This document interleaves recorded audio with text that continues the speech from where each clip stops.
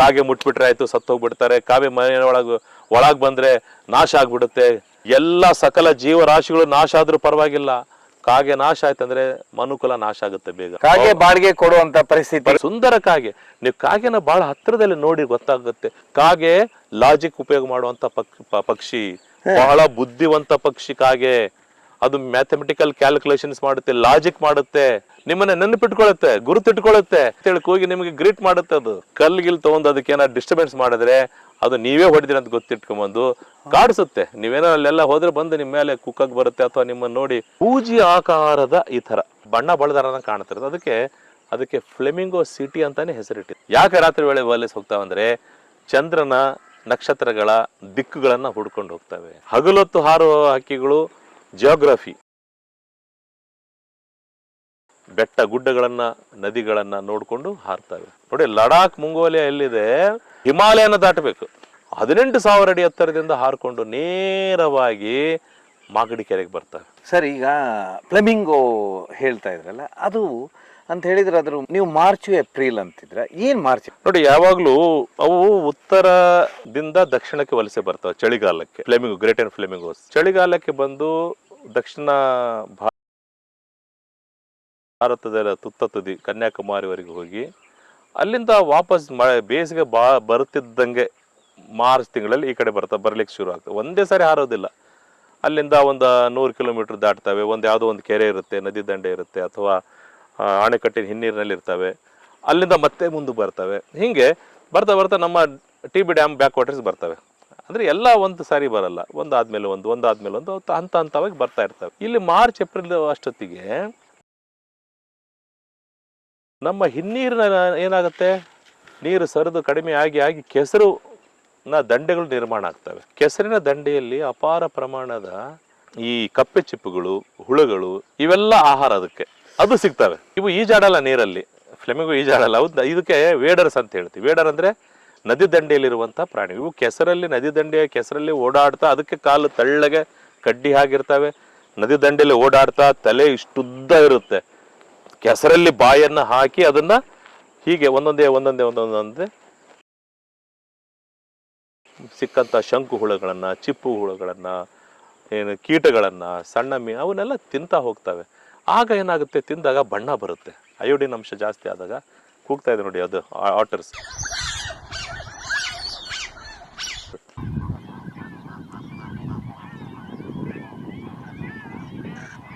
S.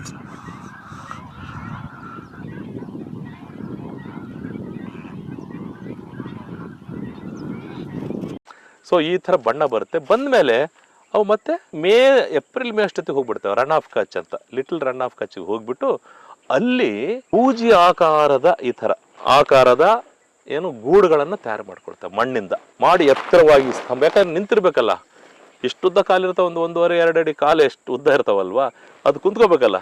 ಅದಕ್ಕೆ ತಕ್ಕಂತೆ ಗೂಡನ್ನ ತಯಾರು ಮಾಡ್ಕೊ, ಎತ್ತರವಾದ ಗೂಡನ್ನು ತಯಾರು ಮಾಡಿ ಅದ್ರೊಳಗೆ ಮೊಟ್ಟೆ ಇಟ್ಟು ಅದು ಮರಿ ಮಾಡಿ ಮರಿಗಳನ್ನ ಬೆಳೆಸ್ಕೊಂಡು ಆಮೇಲೆ ಮತ್ತೆ ಮುಂದಿನ ಚಳಿಗಾಲಕ್ಕೆ ದಕ್ಷಿಣ ಭಾರತಕ್ಕೆ ವಲಸೆ ಬರ್ತಾರೆ. ಸರ್, ಅದು ಅಂದ್ರೆ ನೀವು ಅಲ್ಲಿ ಹೋಗೋದಾದ್ರೆ ರನ್ ಆಫ್ ಕಚ್, ಹೌದು, ಲಿಟಲ್ ಗುಜರಾತ್, ಹೌದು. ಅಲ್ಲಿ ನೋಡಿ, ಅದಕ್ಕೆ ಫ್ಲೆಮಿಂಗೋ ಸಿಟಿ ಅಂತಾನೆ ಹೇಳ್ತಾರೆ. ಫ್ಲೆಮಿಂಗೋ ಸಿಟಿ ಅಲ್ಲಿ ಹೋದ್ರೆ ಲಿಟಲ್ ರನ್ ಆಫ್ ಕಚ್ ಅಲ್ಲಿ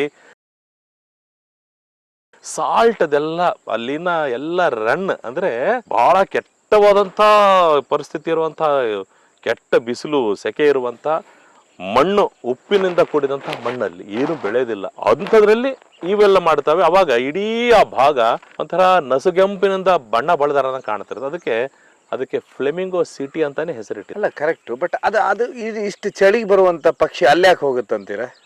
ಅದರ ಸ್ಥಳ ಅದು. ಯಾಕಂದ್ರೆ ಗೂಡು ಕಟ್ಟಲಿಕ್ಕೆ ಸೂಕ್ತವಾದಂತ ನೆಲೆ ಅಲ್ಲಿದೆ. ಇಲ್ಲಿ ಗೂಡು ಕಟ್ಟಲಿಕ್ಕೆ ಸೂಕ್ತವಾದಂತ ನೆಲೆ ಇಲ್ಲ. ಹಾಗಾಗಿ ನೋಡಿ, ವಲಸೆ ಅನ್ನೋದು 2 ಕಾರಣಕ್ಕಾಗುತ್ತೆ, ಆಹಾರ ಮತ್ತು ಪರಿಸರದ ಆಧಾರದ ಮೇಲೆ. ಉತ್ತರ ಧ್ರುವದಲ್ಲಿ ಯಾವಾಗ ಹಿಮ ಕಟ್ಟುತ್ತೆ, ಹಿಮಗಡ್ಡೆ ಆಗುತ್ತೆ, ಆಹಾರ ಸಿಗಲ್ಲ, ಉಷ್ಣತೆ ಕಡಿಮೆ ಆಗುತ್ತೆ. ಅದರಿಂದ ತಪ್ಪಿಸ್ಕೊಳ್ಳಿಕ್ಕೆ ಪಕ್ಷಿಗಳು ಚಳಿಗಾಲಕ್ಕೆ ದಕ್ಷಿಣದ ಕಡೆ ವಲಸೆ ಬರ್ತವೆ. ಬಂದು ಇಲ್ಲಿ ಆಹಾರ ಸಿಗುತ್ತೆ, ಉಷ್ಣತೆ ಸುಖವಾಗಿರುತ್ತೆ. ಮತ್ತೆ ಇಲ್ಲಿ ಚಳಿಗಾಲ ಕಳೆದ ಮೇಲೆ ಅಲ್ಲಿ ಹೋಗೋಷ್ಟೊತ್ತಿಗೆ ಮಂಜೆಲ್ಲ ಕರಗಿ ಮತ್ತೆ ಸಾದಾ ಸ್ಥಿತಿಗೆ ಬಂದಿರುತ್ತೆ ಪರಿಸರ. ಹಾಗಾಗಿ ಅವು ವಲಸೆ ಬಂದಿರೋ ಹಕ್ಕಿಗಳು ಗುಂಪು ಬರ್ತಾನೆ ಇರ್ತವೆ. ಹೌದು, ಅವು ಒಂದು ತಂಡಗಳಿರ್ತಾವೆ, ಅದ್ರ ತಂಡಗಳ ರೂಪದಲ್ಲಿ ಬರ್ತವೆ, ಆ ತಂಡದಲ್ಲೇ ಹೋಗ್ತವೆ.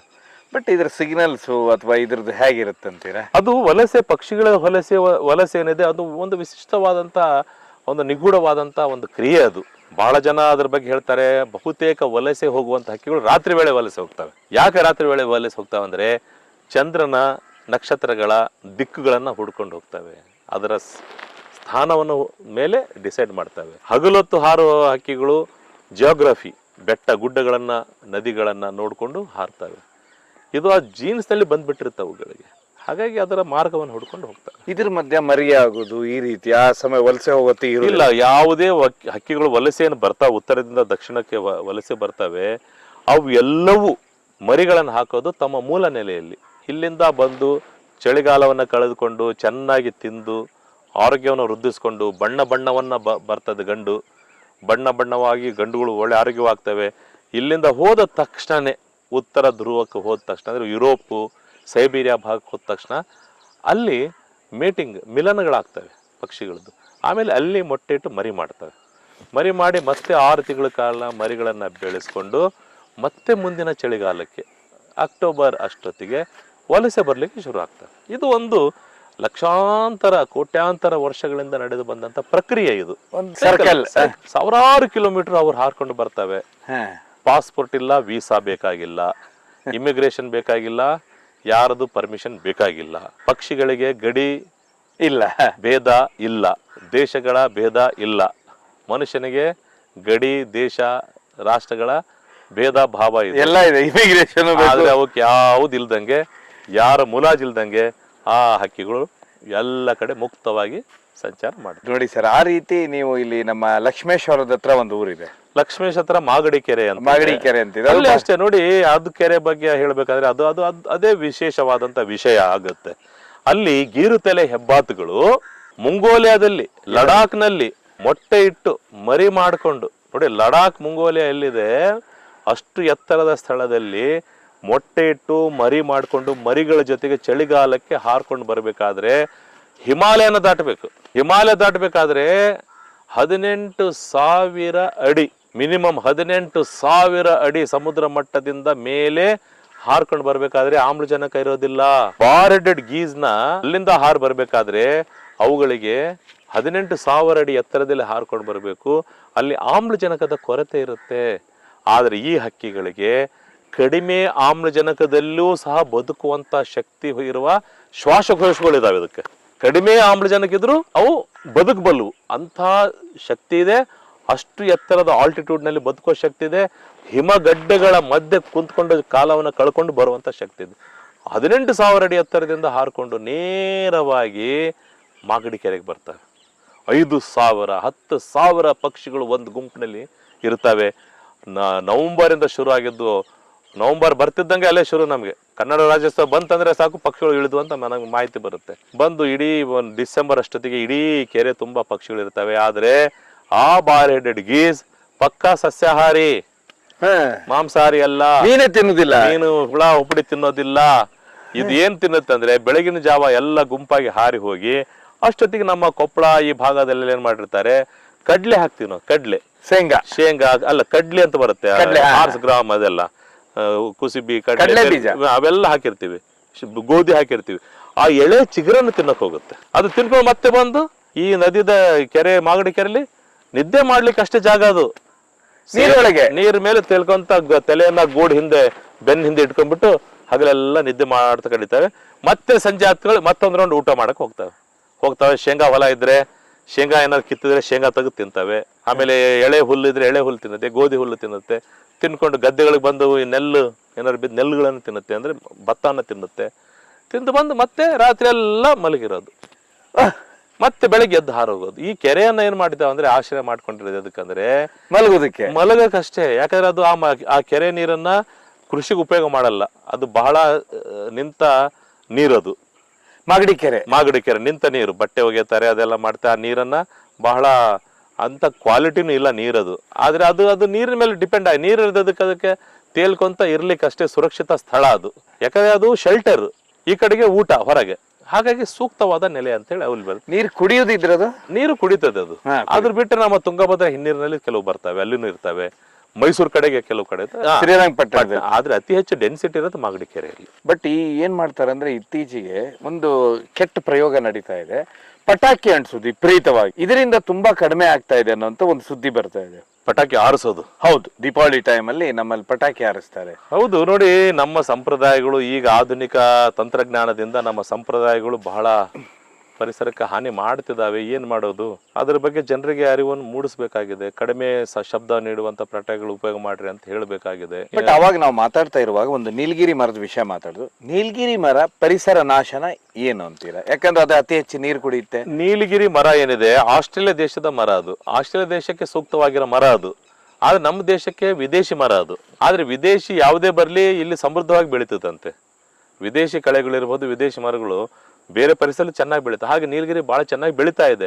ನೀಲಗಿರಿ ಯಾಕೆ ಅಪಾಯಕಾರಿ ಅಂತ ಹೇಳಿದ್ರೆ, ಆ ಮರ ಎಷ್ಟು ಎತ್ತರ ಬೆಳೆದಿದೆಯೋ ಅಷ್ಟೇ ಆಳವಾಗಿ ಅದ್ರ ಬೇರುಗಳು ಹೋಗಿರ್ತಾವೆ ಭೂಮಿ ಒಳಗೆ. ಅಷ್ಟು ಆಳದಿಂದ ನೀರನ್ನ ತೆಗೆದ್ಬಿಟ್ಟು ನೀರನ್ನ ಆವಿ ಮಾಡುತ್ತದು. ಬೋರ್ವೆಲ್ ತರ ನೀರನ್ನು ತೆಗೆದು ಆವಿ ಮಾಡಿ ಗಾಳಿ ಕಳಿಸ್ತಾ ಇರ್ತದೆ. ಅಂತರ್ಜಲ ಕಡಿಮೆ ಮಾಡುತ್ತೆ, ಅಂತರ್ಜಲವನ್ನ ಕಡಿಮೆ ಮಾಡುತ್ತೆ. ಹೀಗಾಗಿ ನಂದಿ ಬೆಟ್ಟದಲ್ಲಿ ಇರುವ ನದಿಗಳೇ ಬತ್ತಿ ಹೋಗ್ಬಿಟ್ಟು ನೀಲಗಿರಿ ಹಾಕಿದ್ರಿ. ನೀಲಗಿರಿಯಿಂದ ನಂಬರ್ 1. ನಂಬರ್ 2, ನೀಲಗಿರಿ ಎಲ್ಲಿ ಇದೆಯೋ ಅದು ಟರ್ಪೀನ್ಸ್ ಎನ್ನುವಂತ ರಾಸಾಯನಿಕ ವಸ್ತುವನ್ನ ಅದು ಗಾಳಿಯಲ್ಲಿ ಬಿಡ್ತಾ ಇರುತ್ತದೆ. ಟರ್ಪೀನ್ಸ್ ಅಂತೇಳಿ ಅದೇ ವಾಸನೆ ಬರುತ್ತಲ್ಲ, ನೀಲಗಿರಿ ಎಣ್ಣೆ ವಾಸನೆ, ಅದು ಟರ್ಪೀನ್ಗಳು ಅವೆಲ್ಲ. ಆ ವಾಸನೆ ಹೆಚ್ಚು ಬಿಡೋದ್ರಿಂದ, ಆ ಕೆಮಿಕಲ್ ಹೆಚ್ಚೆಚ್ಚು ಇರೋದ್ರಿಂದ ಪರಿಸರದಲ್ಲಿ ಆ ಪರಿಸರದ ಉಷ್ಣಾಂಶ ಜಾಸ್ತಿ ಇರುತ್ತೆ. ಸೆಕೆ ಅನ್ಸುತ್ತೆ ನೀವು ನೀಲಗಿರಿ ಮರದ ಕೆಳಗೆ ನಿಂತ್ರೆ. ಆಮೇಲೆ ಅದರ ಎಲೆಗಳು ನೆಲಕ್ಕೆ ಬಿದ್ದಾಗ ಆ ಟರ್ಪಿನಿಂದಾಗಿ ನಮ್ಮ ಭೂಮಿಯ ಸತ್ವ ಸತ್ತೋಗುತ್ತೆ, ಸೂಕ್ಷ್ಮ ಜೀವಿಗಳು ಸಾಯ್ತವೆ, ಮಣ್ಣಿನ ಫಲವತ್ತತೆ ಹಾಳಾಗುತ್ತೆ. ಅದರಿಂದಾಗಿ ನೀಲಗಿರಿ ಮರದ ಕೆಳಗೆ ಯಾವ ಗಿಡವೂ ಬೆಳೆಯುವುದಿಲ್ಲ. ಆಮೇಲೆ ಅದು ನೀಲಗಿರಿ ಮರದ್ದು ಎಲೆ ಇದೆ ಅಲ್ಲ ಸರ್, ಅದು ಗೊಬ್ಬರನೂ ಆಗೋದಿಲ್ಲ. ಅದು ಗೊಬ್ಬರ ಆಗೋದಿಲ್ಲ. ಟರ್ಪಿನ್ಸ್ ಅದೇನ್ ಮಾಡುತ್ತೆ, ಅಲ್ಲಿರುವಂತ ಸೂಕ್ಷ್ಮ ಜೀವಿಗಳನ್ನ ಸಾಯಿಸುತ್ತೆ. ಅದು ಪ್ಲಾಸ್ಟಿಕ್ ಇದ್ದಾಗೆ ಸಾಯಿಸುತ್ತೆ. ಅದ್ರ ಜೊತೆಗೆ ಅದು ಅದರಲ್ಲಿರುವಂತ ಕೆಮಿಕಲ್ಸ್ ಎಲ್ಲ ಹೋದ್ಮೇಲೆ ಗೊಬ್ಬರ ಆಗುತ್ತೆ, ಅದು ಬೇರೆ ಮಾತು. ಆದ್ರೆ ಅದು ಬಿದ್ದಾಗ ಮಣ್ಣಿನ ಫಲವತ್ತತೆ ಏನಾಗುತ್ತೆ, ಕಡಿಮೆ ಆಗುತ್ತೆ. ಹಾಗಾಗಿ ನೀಲಗಿರಿ ಮರದ ಕೆಳಗೆ ಯಾವ ಮರವೂ ಬೆಳೆಯೋದಿಲ್ಲ. ನೀಲಗಿರಿ ಮರದ ಹಣ್ಣನ್ನ ಯಾವ ಹಕ್ಕಿಗಳು ತಿನ್ನೋದಿಲ್ಲ, ಯಾವ ಹಣ್ಣನ್ನು ಕೊಡೋದಿಲ್ಲ. ಅದು ನೀಲಗಿರಿ ಮರದಲ್ಲಿ ಕಾಗೆ ಬಿಟ್ರೆ ಬೇರೆ ಪಕ್ಷಿ ಯಾವುದು ಗೂಡು ಕಟ್ಟೋದಿಲ್ಲ. ಹಾಗಾಗಿ ಆ ನೀಲಗಿರಿ ಮರ ನಮ್ಮ ಪರಿಸರಕ್ಕೆ ಸೂಕ್ತವಲ್ಲದ ಮರ. ಕಾಗೆ ಹೋಗಿ ಗೂಡು ಕಟ್ಟುತ್ತೆ. ಅದು ಒಂದು ಕಟ್ಟದ ಎಲ್ಲೋ ಅಪರೂಪ. ಅದು ಬಿಟ್ರೆ ಯಾರಿಗೂ ಪರಿಸರಕ್ಕೆ ಸಪೋರ್ಟ್ ಇಲ್ಲ ಆ ಗಿಡ. ನಮಗೆ ಕಾಗೆ ಈ ಸತ್ರೆ ಪಿಂಡ ಬಿಡುವತ್ತಿಗೆ ಏನ್ ಸರ್, ಅದು ತಿಂದ್ರೆ ಬಾರಿ ಆತ್ಮಕ್ ಶಾಂತಿ. ಅದು ಒಂದು ಕತೆ ಇದೆ, ನಂಬಿಕೆ ಇದೆ. ಏನಂದ್ರೆ ನೋಡಿ, ಸತ್ತ ನಮ್ಮ ಆತ್ಮೀಯರ, ನಮ್ಮ ಬಂಧುಗಳ ಆತ್ಮ ಬಂದು ಕಾಗೆ ರೂಪದಲ್ಲಿ ಬಂದು ತಿನ್ನುತ್ತೆ ಅಂತ ಹೇಳಿ ನಂಬಿಕೆ ಇದೆ. ಏನ್ ಮಾಡೋದು? ಏನಾಗಿದೆ, ಇವತ್ತು ಕಾಗೆಗಳ ಸಂಖ್ಯೆ ಕಡಿಮೆ ಆಗ್ತಾ ಇದೆ ಪರಿಸರದಲ್ಲಿ, ಕಾಗೆಗಳ ನಾಶ ಆಗ್ತಾ ಇದಾವೆ. ಕಾಗೆ ಬಾಡಿಗೆ ಕೊಡುವಂತ ಪರಿಸ್ಥಿತಿ ಬಂದಿದಾವೆ. ಅದು ಬಂದಿದೆ. ನೋಡಿ ಇವಾಗ ಏನಾಗಿದೆ ಪರಿಸ್ಥಿತಿ ಅಂತ ಹೇಳಿದ್ರೆ, ಪ್ರಕೃತಿಯಲ್ಲಿ ಎಲ್ಲ ಸಕಲ ಜೀವರಾಶಿಗಳು ನಾಶ ಆದ್ರೂ ಪರವಾಗಿಲ್ಲ, ಕಾಗೆ ನಾಶ ಆಯ್ತಂದ್ರೆ ಮನುಕುಲ ನಾಶ ಆಗುತ್ತೆ ಬೇಗ. ಯಾಕಂದ್ರೆ ಕಾಗೆಗಳು ಜಾಡಮಾಲಿಗಳು, ಪ್ರಕೃತಿಯ ಜಾಡಮಾಲಿಗಳು, ಸ್ವಚ್ಛತೆಯನ್ನ ಮಾಡುವಂಥವು, ಪರಿಸರನ ಸ್ವಚ್ಛ ಮಾಡುವಂಥವು, ಕ್ಲೀನ್ ಆಗಿ ಮಾಡ್ತವೆ. ಯಾವ್ದೋ ಸತ್ತ ಪ್ರಾಣಿ ಬಿಸಾಕಿರೋದ್ ಬಂದು ತಿಂದು ಸ್ವಚ್ಛ ಮಾಡ್ತವೆ. ಕಾಗೆಗೆ ನೋಡಿ, ನಾವೆಲ್ಲ ಕಾಗೆಗೆ ಮನುಷ್ಯರಲ್ಲಿ ಹೇಗೆ ಕಾಗೆ ಮುಟ್ಬಿಟ್ರೆ ಆಯ್ತು ಸತ್ತು ಹೋಗ್ಬಿಡ್ತಾರೆ, ಕಾಗೆ ಮನೆ ಒಳಗ್ ಬಂದ್ರೆ ನಾಶ ಆಗ್ಬಿಡುತ್ತೆ, ಇಷ್ಟೆಲ್ಲ ಕಾಗೆ ಬಗ್ಗೆ ನಂಬಿಕೆ ಇದೆ. ನೋಡಿ, ಕಾಗೆಗೆ ಒಂದು ವೈಜ್ಞಾನಿಕ ಹೆಸರು ಏನ್ ಗೊತ್ತಾ? ಕಾರ್ವಸ್ ಸ್ಪ್ಲೆಂಡೆನ್ಸ್ ಅಂತ. ಅದರ ವೈಜ್ಞಾನಿಕ ಹೆಸರು ಕಾರ್ವಸ್ ಸ್ಪ್ಲೆಂಡೆನ್ಸ್. ಸ್ಪ್ಲೆಂಡೆನ್ಸ್ ಅಂದ್ರೆ ಸುಂದರ, ಸುಂದರ ಕಾಗೆ. ನೀವು ಕಾಗೆನ ಬಹಳ ಹತ್ತಿರದಲ್ಲಿ ನೋಡಿ ಗೊತ್ತಾಗುತ್ತೆ. ಅದರ ಆಕಾರ ನೋಡಿ ಎಷ್ಟು ಕ್ಲೀನ್ ಆಗಿರುತ್ತೆ. ಕಾಗೆ ಲಾಜಿಕ್ ಉಪಯೋಗ ಮಾಡುವಂತ ಪಕ್ಷಿ, ಬಹಳ ಬುದ್ಧಿವಂತ ಪಕ್ಷಿ ಕಾಗೆ. ಅದು ಮ್ಯಾಥಮೆಟಿಕಲ್ ಕ್ಯಾಲ್ಕುಲೇಷನ್ಸ್ ಮಾಡುತ್ತೆ, ಲಾಜಿಕ್ ಮಾಡುತ್ತೆ, ಲಾಜಿಕ್ ನ ಪ್ರಾಬ್ಲಮ್ಸ್ ಅನ್ನ ಸಾಲ್ವ್ ಮಾಡುತ್ತೆ, ಯೋಚನೆ ಮಾಡುತ್ತೆ. ನೀವು ಒಂದು ಸಾರಿ ಬ್ರೆಡ್ ಕೊಡ್ರಿ, ನಿಮ್ಗೆ ನೆನಪಿಟ್ಕೊಳುತ್ತೆ. ಬೆಳಗ್ಗೆ ಬಂದ ತಕ್ಷಣ ಕಾ ಅಂತ ನಿಮ್ಗೆ ಗ್ರೀಟಿಂಗ್ ಕೊಡುತ್ತೆ. ಒಂದು ಸಾರಿ ಹೊರಡಿರಿ, ನಿಮಗೆ ಹಿಂಬಾಲತ್ತೆ ಅಂತ ಕಚ್ಚುತ್ತೆ, ಗುರುತು ಹಿಡಿತದೆ, ಐಡೆಂಟಿಫೈ ಮಾಡುತ್ತೆ ಮನುಷ್ಯ. ಏನ್ ಹೇಳ್ತೀರಾ? ಹೌದು. ಬ್ರೆಡ್ ಕೊಟ್ರೆ ಒಂದು ಸಾರಿ ಏನೋ ಒಂದು ಬ್ರೆಡ್ ಬಿಸ್ಕಟ್ ಕೊಡಿ, ನಿಮ್ಮನ್ನ ನೆನಪಿಟ್ಕೊಳ್ಳುತ್ತೆ, ಗುರುತಿಟ್ಕೊಳ್ಳುತ್ತೆ. ದಿನ ಒಂದು ಹಲೋ ಅಂತ ನಮ್ಮ ಕೂಗುತ್ತೆ, ಕಾ ಅಂತೇಳಿ ಕೂಗಿ ನಿಮಗೆ ಗ್ರೀಟ್ ಮಾಡುತ್ತೆ. ಅದು ಅಲ್ಲಿ ಹತ್ರದಲ್ಲಿದ್ರೆ ನಿಮ್ಮನ್ನು ನೋಡುತ್ತದೆ, ಐಡೆಂಟಿಫೈ ಮಾಡುತ್ತೆ, ನೀವೇ ಅದಕ್ಕೆ ಆಹಾರ ಕೊಟ್ಟಿರ ಅಂತ ಗುರ್ತಿಟ್ಕೊಳ್ಳುತ್ತೆ. ನೀವು ಬಂದಾಗ ನಿಮ್ಮನ್ನ ನೋಡಿ ಅದು ಕೂಗ್ತತೆ, ಏನಪ್ಪಾ ಚೆನ್ನಾಗಿದೆಯಾ ಅಂತ. ಆದ್ರೆ ಕಲ್ಗಿಲ್ ತಗೊಂಡು ಅದಕ್ಕೆ ಏನಾದ್ರು ಡಿಸ್ಟರ್ಬೆನ್ಸ್ ಮಾಡಿದ್ರೆ ಅದು ನೀವೇ ಹೊಡೆದಿರ ಅಂತ ಗೊತ್ತಿಟ್ಕೊಂಡ್ಬಂದು ನೀವೆಲ್ಲರೂ ಕಾಡಿಸುತ್ತೆ. ಅದು ಕಾಗೆ ಬಂದು ಕಾಡಿಸುತ್ತೆ. ನೀವೇನೋ ಅಲ್ಲೆಲ್ಲ ಹೋದ್ರೆ ಬಂದು ನಿಮ್ಮ ಮೇಲೆ ಕುಕ್ಕಕ್ಕೆ ಬರುತ್ತೆ, ಅಥವಾ ನಿಮ್ಮನ್ನ ನೋಡಿ ಅದು ದ್ವೇಷ ಮಾಡುತ್ತೆ. ಅದು ಹೆದರ್ಸ, ಯಾಕಂದ್ರೆ ಮುಖ ನೆನಪಿಟ್ಕೊಳ್ಳುತ್ತೆ, ಐಡೆಂಟಿಫೈ ಮಾಡ್ಕೊಳ್ಳುತ್ತೆ. ಕಾಗೆ ಪಕ್ಷಿಗಳಲ್ಲೇ ಬುದ್ಧಿವಂತ ಪ್ರಾಣಿ ಅಂದ್ರೆ ಪಕ್ಷಿ ಅಂದ್ರೆ ಕಾಗೆ. ಹೌದು, ಕಾಗೆ ನೋಡಿ ಬಹಳ ಜನರಿಗೆ ಗೊತ್ತಿಲ್ಲ. ಕಿಶೋರ್ ಕುಮಾರ್ ಅವರ ಅತ್ಯಂತ ಪ್ರೀತಿಯ ಮುದ್ದು ಪಕ್ಷಿ ಕಾಗೆ ಆಗಿತ್ತು. ಅದನ್ನ ಮನೇಲಿ ಸಾಕಿದ್ರಂತೆ ಕಾಗೆನ. ಬಹಳ ಬೇರೆ ದೇಶದಲ್ಲಿ ಕಾಗೆಗಳನ್ನ ಏನು ಅದರ ಬುದ್ಧಿ ತರ್ಕ ಶಕ್ತಿಯನ್ನು ಪತ್ತೆ ಮಾಡ್ಲಿಕ್ಕೆ ಅನೇಕ ಪ್ರಯೋಗಗಳನ್ನು ಮಾಡ್ತಾರೆ. ಒಂದು ಕಡೆ ನೋಡಿ ಅದಕ್ಕೆ ತೋರಿಸ್ತಾರೆ, ನೋಡಿ ಹಿಂಗಿದೆ ಅಂತ ಒಂದು ಹುಳನ ಹಾಕ್ತಾರೆ ಒಳಗೆ, ಅಲ್ಲಿ ಕಡ್ಡಿ ಇಡ್ತಾರೆ. ಆ ಕಾಗೆ ಬಂದು ಆ ಕಡ್ಡಿ ತೆಗೆದುಕೊಂಡು ಆ ಒಳಗೆ ಚುಚ್ಚಿ ಹುಳನ ಹೊರಗೆ ತೆಗೆಯುತ್ತೆ. ಇದು ಕಾಮನ್ ಅಲ್ಲ, ಇದು ಪ್ರಾಬ್ಲಮ್ ಸಾಲ್ವ್ ಮಾಡುವಂಥದ್ದು ಎಲ್ಲ ಪಕ್ಷಿಗೆ ಬರಲ್ಲ, ಆದ್ರೆ ಕಾಗೆಗೆ ಬರುತ್ತೆ. ಅದಕ್ಕೆ ನಮ್ಗೆಲ್ಲ ಕಥೆ ಇತ್ತು ನೋಡಿ, ಹಳೆ ಕಾಲದಲ್ಲಿ ಬಾಯಾರಿತ್ತು ಒಂದು ಕಾಗೆ, ಒಂದ್ ಕಡೆ ನೀರಿತ್ತಂತೆ, ಅದಾಗ ಕಲ್ಲು ತಂದು ಹಾಕಿ ನೀರ್ ಮೇಲೆ ಬಂದಲ್ಲಿ ನೀರು ಕುಡಿತತ್ತೆ ಅಂತ ಹೇಳ್ತೀವಿ. ಕತೆ ಇತ್ತು, ನಮ್ಗೆಲ್ಲ ಓದ್ತಿದ್ವಿ. ಒಂದು ಬಾಟ್ಲಿಯಲ್ಲಿ ಅಥವಾ ಒಂದು ಮಡಿಕೆಯಲ್ಲಿ ನೀರಿತ್ತು, ಕೆಳಗಷ್ಟೇ ನೀರಿತ್ತಂತೆ. ಆ ನೀರು ಬರ್ಬೇಕಾದ್ರೆ ಏನ್ ಮಾಡುತ್ತೆ ಕಾಗೆ, ಕಲ್ಲುಗಳನ್ನ ತಂದು ಹಾಕಿ ಆಮೇಲೆ ನೀರು ಬಂದ್ಮೇಲೆ ಕುಡೀತು ಅಂತ. ಅದು ಕಾಗೆ ಬಗ್ಗೆ ಎಲ್ಲಾ ಕಡೆ ಹಾಗೆ, ಅದು ಜಾಣ ಕಾಗೆ. ಕೆಳಗ್ ಹೋಗ್ಲಿಕ್ಕೆ ಸಾಧ್ಯ ಆಗ್ತಿರ್ಲಿಲ್ಲ, ಆಗಲ್ಲ ಅಂತ. ಈಗ ಹೂಜಿ ಅಂತ ಹೇಳಿ ಅದ್ರದ್ದು ಮುಖ ಚಿಕ್ಕದಾಗಿರುತ್ತೆ. ಹೌದು ಹೌದು, ಕಾಗೆ ಬಗ್ಗೆ ನಾವು ನಂಬಿಕೆ ಇಟ್ಕೊಂಡು ಇವತ್ತು ನೋಡಿ ಪಿಂಡ ಪ್ರದಾನ ಮಾಡಿದಾಗ ಕಾಗೆ ಬರ್ತಾ ಇಲ್ಲ. ಯಾಕಂದ್ರೆ ಕಾಗೆ ನೋಡಿ, ಬೇಸಿಕಲಿ ಕಾಗೆ ಅನಿವಾರ್ಯವಾಗಿ ಏನೋ ಸಿಗುತ್ತೆ, ಚೆನ್ನಾಗಿನ ಅನ್ನ ಅಥವಾ ಸಿಗುತ್ತೆ, ಅದು ಸರ್ವಭಕ್ಷಕ. ಅದು ಅದಕ್ಕೆ ಪ್ರಿಯವಾದ ಭಕ್ಷ್ಯ ಅಂದ್ರೆ ಮಾಂಸ ಅಲ್ವಾ. ಪಕ್ಷಿ ಪ್ರಾಣಿ ಏನಾರ ಮಾಂಸಾಹಾರದಕ್ಕೆ ಈಗ ಪಿಂಡ ಪ್ರದಾನ ಮಾಡಿದಾಗ ಅದಕ್ಕೆ ಅನ್ನ ಎಲ್ಲ ಹಾಕಿರ್ತಾರೆ, ಅದು ತಿನ್ನೋದು ಬಹಳ ಅದು ಆಸಕ್ತಿ ಇರ್ಲಿಕ್ಕಿಲ್ಲ ಅದಕ್ಕೆ ಬಂದು. ಹೌದು, ಹಾಗಾಗಿ ನನಗೇನಾಗಿದೆ, ಬಹಳ ಜನ ಕೇಳಿದ್ರು, ಬಹಳಷ್ಟು ಕಡೆ ಕಾಗೆ ಬರ್ತಾ ಇಲ್ಲ ಸರ್, ಕಡಿಮೆ ಆಗಿದ್ದಾವೆ, ಏನ್ ಮಾಡ್ಬೇಕು? ನೋಡಿ, ಇದು ಪ್ರಶ್ನೆ ದೊಡ್ಡದು. ಯಾಕಂದ್ರೆ ಕಾಗೆಗಳ ಸಂತತಿ ಕಡಿಮೆ ಆಗ್ತಾ ಇದೆ. ಯಾಕೆ ಕಡಿಮೆ ಆಗ್ತಾ ಇದೆ ಅಂದ್ರೆ, ನಾವು ಇಲಿಗಳನ್ನ ಸಾಯಿಸ್ಲಿಕ್ಕೆ ಇಲಿ ಪಾಷಾಣ ಅಂತ ಸಿಗುತ್ತೆ, ರಸ್ತೆಯಲ್ಲಿ ಮಾರ್ತಾರೆ ಸಂತೆಯಲ್ಲಿ. 5 ರೂಪಾಯಿ 10 ರೂಪಾಯಿ ಇಲಿ ಪಾಷಾಣ ಸಿಗುತ್ತೆ. ಇಲಿ ಪಾಷಾಣ ತಂದು ಮನೆಗೆ ಇಡ್ತಾರೆ, ಇಲಿಗಳು ತಿಂದು ಸಾಯ್ತವೆ. ಅಂತ ಇಲಿಗಳು ತಗೊಂಡು ನಾವು ರಸ್ತೆಗೆ ಬಿಸಾಕ್ತಿವಿ ಹೊರಗೆ. ಅಂತ ವಿಷಪೂರಿತವಾದ ಇಲಿಗಳನ್ನ ತಿಂದ ಕಾಗೆಯ ದೇಹದಲ್ಲಿ ವಿಷ ಹೋಗಿ ಕಾಗೆಗಳು ಕಡಿಮೆ ಆಗ್ತಾ ಇದ್ದಾವೆ.